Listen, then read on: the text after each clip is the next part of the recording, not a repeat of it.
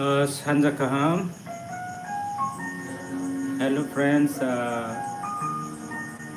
Belakai. Sanja Kaham jo tonono. Gai. Tini ni je live camera open purpose ka.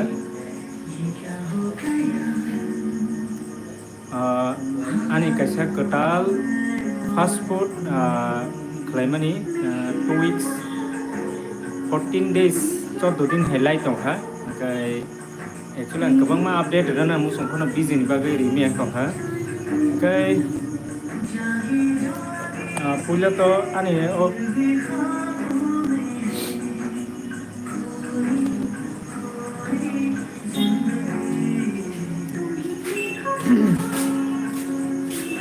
kaisa boleh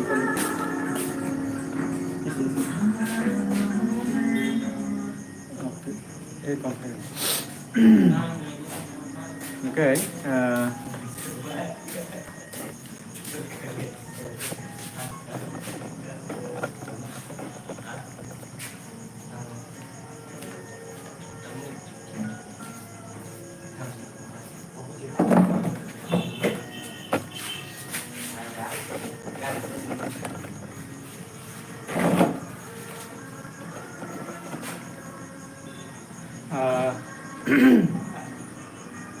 Ani ketal o fast food shop ni mongkha kothok fast food corner o mongkha Khumlung supermarket SBI building ground floor so jotonon lamsugo actually ketal concept kecamno ketal concept khlainai shop opening khlaimani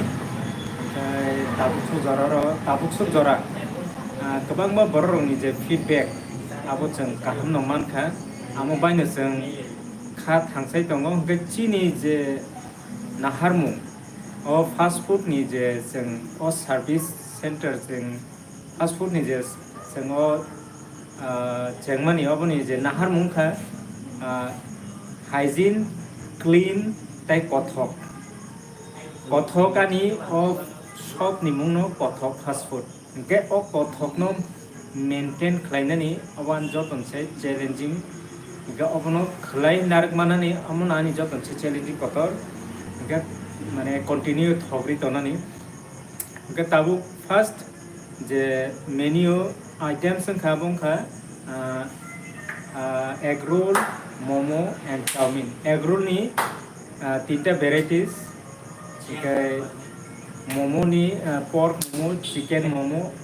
hingkai chowmin ni tinta varieties hingkai tini jara live nainai norok ni bagui obono invite norok je puro phano phaimano jeng phungni 8 ta te horni 8 ta jora chini shop opening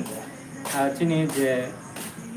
go time jeng open khlai hingkai phungni 8 ta simi horni 8 ta jora hingkai tabuk jeng je item khlai tongo abo jeng best quality te best bini je delicious na namani je sek thongna namani amsek to jeng try khai tongo thogdona nei gai o supermarket amuka belai khe tongto to oro weather ka hampuru gangai tarik ni jorao kai to nobar ship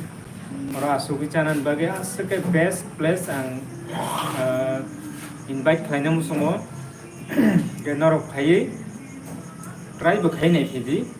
gai norok thokjakai norok ni satisfaction sesini ani tamnai je nahar mungabo success ang kahani wan sugui mano ekte bo interesting ko hingkai jeng June mas to ungla khaina haima tongo but first sabta 10 din hairo jeng prime offer jeng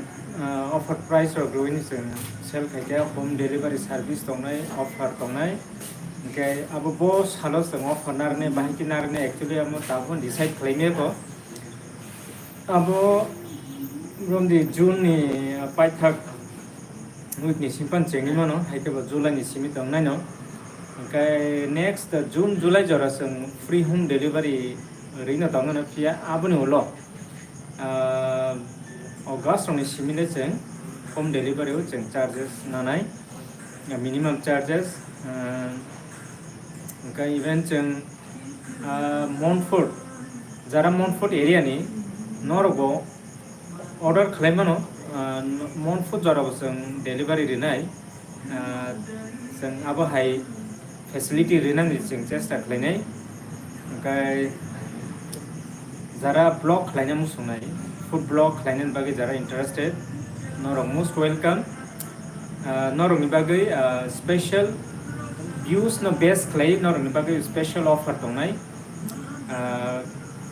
सो तालेरदि नरक डाक्टिनो फायदि नरक food blog खालायनो मुसुं थांखाय interested ओंखाय contact खालायदि contact number दङ ओंखाय जरा food blog interested बर' चिनार five food blog खालामनो दाबुक चिनार जे item दङ आबनो बर' blog खालामनो जों जे नों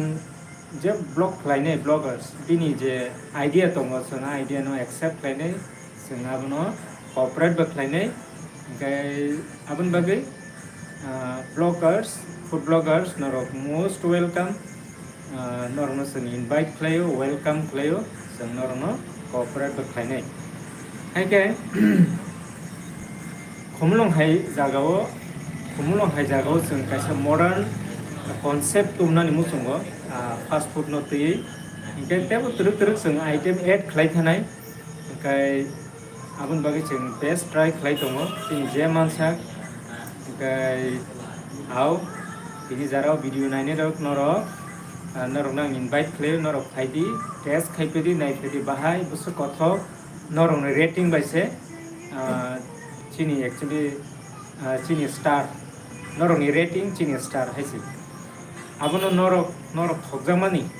आबसे नरक थकजाखा आबसे चिनी सक्सेस नरक जों कथकजारि मान आबसे चिनी सक्सेस एक्चुअली जों बुसु गोबां फालमा गाबोया सक्सेस होनगाखै चिनी जे नाहार मुं आफुर जों एचिभ खालामनाय जेफोर नरक खायनो टेस्ट खालामनाय ते थकजोंनाय नरकनो जों कथक सार्भ खालामनाय सो वेलकाम जरा फाइना मुसुंनाय रक से एड्रेस ओमफ्राय आबुन हलुबो आपडेट रुइ दंनाय जों ताम खालायनो ताम वान सबै दं ताम प्लान खालायदों सो सानजा गाहाम जतन